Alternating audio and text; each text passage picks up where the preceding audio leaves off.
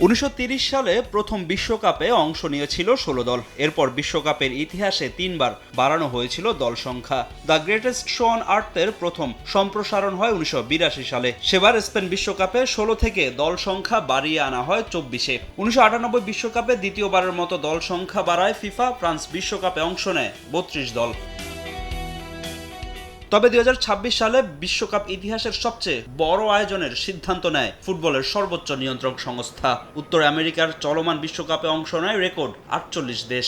তবে ফিফার এমন সিদ্ধান্তকে শুরুতেই ভালোভাবে নেয়নি অনেক ফুটবল বিশ্লেষক। অনেকেই দাবি করে বসেন বাণিজ্যিক স্বার্থে বিশ্বকাপ আসরে দল সংখ্যা বাড়াচ্ছে ফিফা, আর তাতেই ফুটবলের সৌন্দর্য নষ্ট হওয়ার আশঙ্কা করেন তারা। তবে বিশ্লেষকদের সব শঙ্কা ভুল প্রমাণিত হয় এবারের বিশ্বকাপে। চমক দেখায় কেপ ভার্দের মতো ছোট দল। এছাড়া সাফল্য পায় আফ্রিকান দলগুলোও, যা শাপে বর হয়ে আসে ফিফা সভাপতি জিয়ান্নি ইনফান্তিনোর বিশ্বকাপ বড় করার পরিকল্পনায়। বিভিন্ন গণমাধ্যমে দেওয়া সাক্ষাৎকারে ইনফান্তিনো জানান, বিভিন্ন দেশের অংশগ্রহণে টুর্নামেন্ট আরও প্রতিযোগিতামূলক হয়েছে।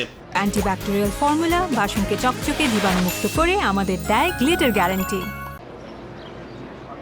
48 দলের আসর সফল হতে যাওয়ায় আসন্ন বিশ্বকাপগুলো আরও বড় করার পরিকল্পনা করছে ফিফা, আর সেখানেই ছোট দলগুলোকে সংযুক্ত করার কথা ভাবছেন ফিফা সভাপতি। সুইস টেলিভিশন আউটলেট ব্লু স্পোর্টসকে এমন তথ্য জানান তিনি।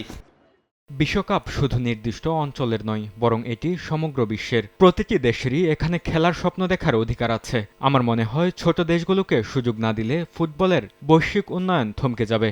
2030 বিশ্বকাপে অংশগ্রহণকারী দল সংখ্যা 64 করার পরিকল্পনা করছে ফিফা।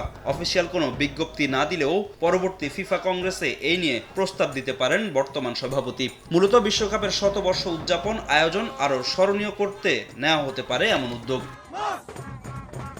তবে 64 দলের বিশ্বকাপ হলে সূচি নিয়ে তৈরি হবে জটিলতা। সেই সঙ্গে বাড়তে পারে বিশ্বকাপের ম্যাচ, চাপ বাড়বে ফুটবলারদের উপরেও। সেই সঙ্গে খেলার মান কমে যাওয়ারও শঙ্কা আছে।